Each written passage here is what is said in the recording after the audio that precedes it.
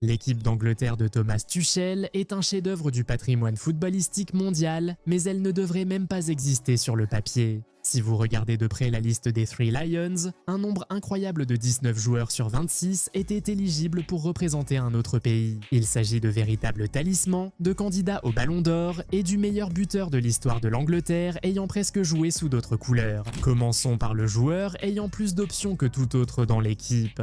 Ezri Konsa aurait pu représenter 4 nations. Par son père, il était éligible pour la République démocratique du Congo, le même pays qu'Aaron Wan-Bissaka et Axel Tuanzebe ont choisi au lieu de l'Angleterre. Grâce à sa mère, il avait un chemin direct vers l'Angola, une nation qui forme une génération prometteuse de talents. Et grâce à ses racines angolaises, il aurait même pu obtenir la citoyenneté portugaise et enfiler le maillot du Portugal. 4 avenirs internationaux distincts, il a opté pour l'Angleterre et le défenseur central d'Aston Villa est depuis une valeur sûre pour Tuchel. Konsa n'est pas le seul à avoir dû faire un choix important. La plupart des joueurs n'en arrivent jamais à devoir choisir officiellement entre plusieurs sélections, mais Ivan Toney l'a fait et a refusé la Jamaïque lors d'un moment clé de sa carrière. En 2022, alors que Brentford visait la montée en Premier League, Toney a choisi de se consacrer au football en club plutôt que de rejoindre la Jamaïque en sélection. Des années plus tard, il est devenu essentiel dans les plans de l'Angleterre de Tuchel, son rôle à cette Coupe du Monde reposant sur son efficacité exceptionnelle sur pénalty comme remplaçant. La situation d'Elliot Anderson est allée beaucoup plus loin. Celle-ci n'est pas hypothétique. Anderson a joué pour l'Écosse jusqu'au moins de 21 ans, la représentant lors de matchs officiels dans plusieurs catégories de jeunes. Steve Clarke a confirmé publiquement en août 2023 que le Tartan Army avait des vues sur le milieu de terrain, né à Whitley Bay comme futur international A. Anderson a représenté l'Écosse des moins de 16 ans jusqu'au moins de 21 ans avant de changer d'allégeance pour l'Angleterre en 2024. Depuis que Tuchel a remplacé Gareth Southgate, Anderson est devenu un véritable pilier du milieu de terrain anglais. L'Écosse a failli le garder. Tout comme Anderson, Eberechi Eze avait aussi une nation qui espérait discrètement qu'il la choisirait. Le Nigeria nourrissait de réels espoirs pendant la jeunesse d'Eze qu'il finirait par choisir les Super Eagles, et étant donné la profondeur du talent nigérian qui émerge actuellement en Europe, cela aurait été un ajout sérieux et significatif à leurs options offensives. Né à Londres, Eze a finalement décidé que son avenir appartenait plutôt à l'Angleterre.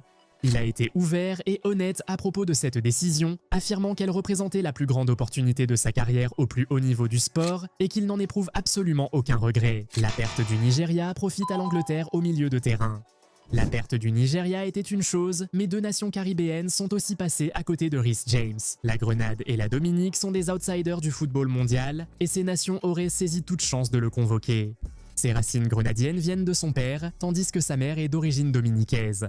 Les blessures ont perturbé de longues périodes de sa carrière, pourtant il s'est battu pour retrouver sa place dans les plans de Tuchel au moment idéal. Le capitaine de Chelsea est devenu un leader défensif clé de l'équipe d'Angleterre, dirigeant la défense lors d'une Coupe du Monde que 2 petites nations caribéennes n'auraient pu vivre que grâce à lui. Obi Minou s'est échappé d'un pays qui a particulièrement lutté pour le garder. La Fédération ghanéenne de football a intensément tenté de convaincre Minou de représenter le pays de ses parents, le voyant comme un talent générationnel pour lequel il valait la peine de se battre. Les 2 parents de Minou sont ghanéens et l'attachement à cet héritage était réel. Mais Minou, né et élevé à Stockport, est resté ferme. Il s'est pleinement engagé envers l'Angleterre, s'est illustré à l'Euro 2024 dès l'adolescence et est devenu l'un des jeunes milieux les plus doués techniquement du pays depuis des années. Le Ghana était bien plus proche que ce que pensent la plupart des fans.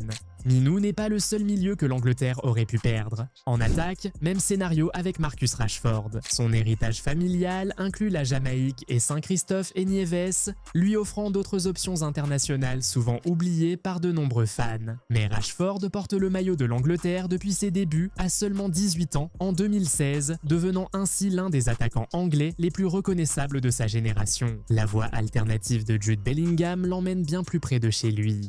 Ses grands-parents étaient irlandais, offrant à la superstar du Real Madrid une véritable possibilité de représenter la République d'Irlande. Il était également éligible pour le Kenya du côté de sa mère.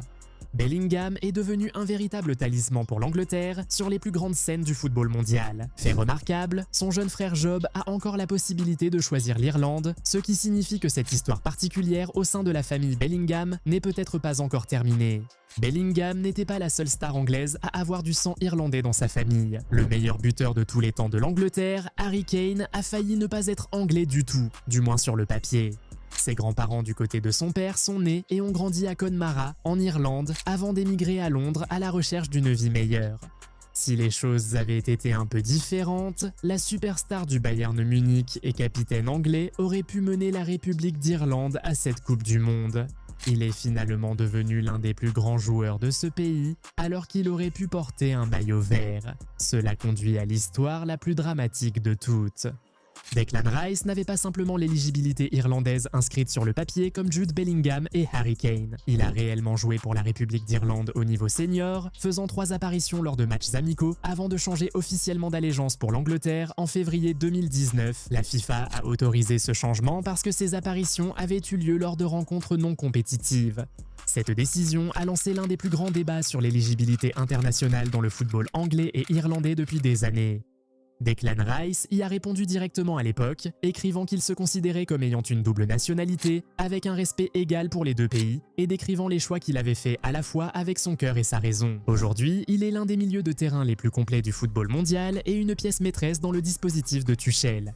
Mais pour 3 matchs avec l'Irlande, cette liste aurait pu être différente. De plus, les grands-parents de Jarell Quansah lui ont ouvert les portes de 3 nations différentes. L'Écosse, le Ghana et la Barbade étaient toutes des options réalistes avant qu'il ne choisisse l'Angleterre. L'une des sélections les plus surprenantes et inattendues de Tuchel dans tout l'effectif. Jed Spence a une mère jamaïcaine et un père kényan, mais il a choisi l'Angleterre et est devenu le premier joueur musulman à représenter les 3 lions au niveau international senior. Le jeune latéral de Manchester City Nico O'Reilly, dont le père est jamaïcain, n'a jamais sérieusement envisagé autre chose que de représenter son pays de naissance. Trevor Chalobah est né à Freetown, en Sierra Leone, et aurait réellement pu représenter cette nation ouest-africaine au niveau senior, mais une convocation tardive suite à la blessure de Tino Livramento a définitivement scellé son avenir avec l'Angleterre. En attaque, les options se multiplient. Morgan Rogers et Ollie Watkins pouvaient aussi jouer pour la Jamaïque, comme Rashford. Pourtant, les 2 attaquants d'Aston Villa ont choisi l'Angleterre. Noni Madueke a résisté à une véritable approche du Nigeria pendant son passage à Eindhoven. Bukayo Saka a été confronté au même choix, le Nigeria ou l'Angleterre, et il est devenu l'un des meilleurs talents offensifs que ce pays ait produit. Et Anthony Gordon avait 2 prétendants internationaux, l'Écosse et la République d'Irlande, avant de choisir l'Angleterre avant l'Euro 2024, une seule équipe d'Angleterre. 19 joueurs qui auraient très bien pu porter des couleurs totalement différentes, représentant des nations sur 3 continents et plusieurs confédérations de football. Chacun d'entre eux a finalement choisi les 3 lions, et ensemble, ils forment l'un des groupes les plus fascinants et diversifiés de toute cette Coupe du Monde. Selon vous, lequel de ces joueurs l'Angleterre a-t-elle failli perdre? Dites-le dans les commentaires. Cliquez sur le bouton j'aime, abonnez-vous et activez la cloche de notification pour ne jamais manquer une vidéo comme celle-ci. À la prochaine.